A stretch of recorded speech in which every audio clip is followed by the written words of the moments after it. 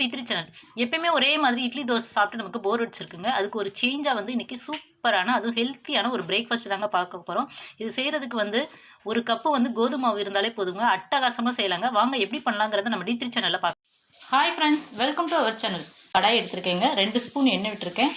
ஒரு 1/4 ஸ்பூன் வந்து சோம்பு போட்டிருக்கேங்க. சோம்பு பொரியட்டும். நெக்ஸ்ட் வந்து ஒரு பச்சை மிளகாய் எடுத்து வச்சிருக்கேங்க. அந்த பச்சை மிளகாய் போட்டுடலாம். அப்புறம் இந்த டிஃபன் பண்ணுறதுக்காக வந்து வெங்காயம் வந்து ஒரு 2 வெங்காயம் வந்து சின்ன சின்னதாக கட் பண்ணி வச்சுருக்கேங்க. அதையும் போட்டுடலாம். ஸோ இந்த டிஃபன் வந்து ரொம்ப டேஸ்ட்டாக இருக்குங்க. இப்போ வந்து வெங்காயம் வந்து நல்லா வதங்கட்டும். இப்போ வெங்காயம் வந்து நல்லா வதங்கிடுச்சுங்க. நெக்ஸ்ட்டு வந்து நம்ம இஞ்சி பூண்டு பேஸ்ட்டு போட்டுடலாம். இஞ்சி பூண்டு பேஸ்ட்டு வந்து ஒரு 1/2 ஸ்பூன் வந்து போட்டுக்கோங்க. வந்து நம்ம எடுத்துருக்க மாவு வந்து 1 கப் மாவு தாங்க எடுத்துக்கிறோம். ஸோ அதுக்குள்ளே ரேஷியோ தாங்க இப்போ நம்ம போடுறது. ஸோ இஞ்சி பூண்டு பேஸ்ட்டு போடும்போது நமக்கு வந்து டேஸ்ட் வந்து நல்லா இருக்குங்க. ஸோ இதை போட்டு இதே வந்து ஒரு 2 மினிட்ஸ் வந்து நல்லா வதக்கிக்கலாம். வந்து சில்லி ஃப்ளாஸ்க் வந்து ஒரு 1/2 ஸ்பூன் போட்டுக்கோங்க. நெக்ஸ்ட்டு வந்து கரம் மசாலா வந்து ஒரு 1/4 ஸ்பூன் போட்டுக்கலாம். ஸோ இது வீட்டில் அரைச்ச குழம்பு மிளகாத்தூளுங்க. இது வந்து ஒரு 1/2 ஸ்பூன் வந்து போட்டுக்கலாங்க. போட்டு அதையும் நல்லா மிக்ஸ் பண்ணி விட்டுக்கலாம். இந்த டிஃபன் பண்ணுறதுக்காக தக்காளி வந்து சின்ன தக்காளியாக இருந்தாலும் நான் 2 தக்காளி கட் பண்ணி வச்சுருக்கேங்க. ஸோ அந்த சின்ன சின்னதாக ஸ்லைஸ் பண்ணிவிட்டு அதையும் போட்டாச்சு. இப்போ இதுக்கு தேவையான உப்பு வந்து நம்ம போட்டுடலாங்க. ஸோ உப்பு போட்டு இது வந்து நல்லா வதங்கட்டுங்க. இதை நம்ம வந்து சிம்மில் வச்சிடலாம். சைட் பை சைடு வந்து நம்ம மாவு வந்து ரெடி பண்ணிடலாம். ஸோ இப்போ வந்து தக்காளி வந்து நல்லா வதங்கிடுச்சிங்க. இப்போ வந்து நம்ம ஸ்டவ் வந்து ஆஃப் பண்ணிடலாம். ஸோ இந்த டிஃபன் பண்ணுறதுக்காக 1 கப்பு வந்து நான் கோதுமை மாவு வந்து எடுத்துருக்கேங்க. ஸோ இதை வந்து தண்ணி ஊற்றி தோசை மாவு பதத்துக்கு வந்து கலக்கி விட்டுக்கலாங்க.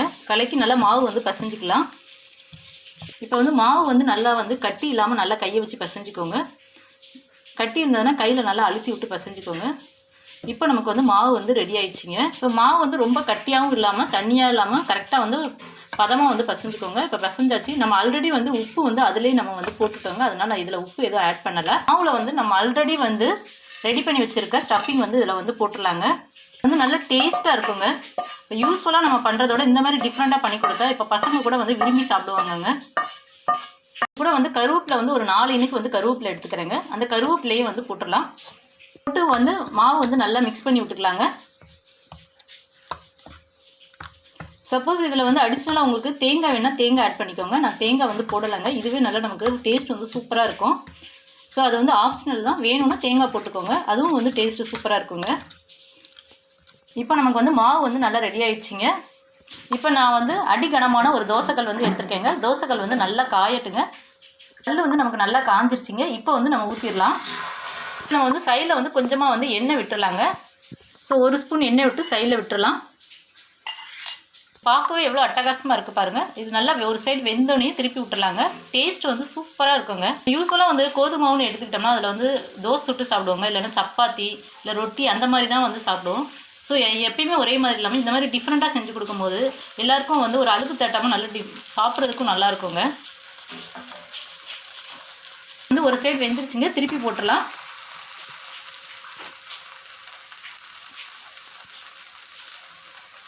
இப்போ இன்னொரு சைடு வெந்தோடனே நம்ம வந்து எடுத்துடலாங்க. இப்போ நமக்கு சூப்பரான டிஃபன் வந்து ரெடி ஆகிடுச்சுங்க.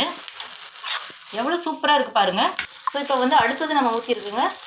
இதுவும் வந்து ஒரு சைடு வெந்தோடனே நம்ம திருப்பி போட்டலாம். இப்போ நமக்கு சூப்பரான ஒரு ஹெல்த்தியான பிரேக்ஃபாஸ்ட் வந்து ரெடி ஆயிடுச்சுங்க. இதை வந்து நீங்கள் டின்னராகவும் செஞ்சு கொடுக்கலாங்க.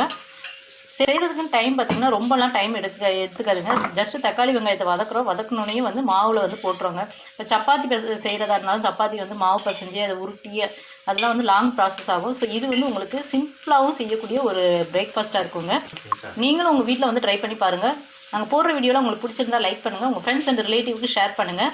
நிறைய பேர் வந்து சப்ஸ்கிரைப் பண்ணி சப்போர்ட் பண்ணுறீங்க. தொடர்ந்து உங்கள் சப்போர்ட்டை கொடுங்க. Thank you so much.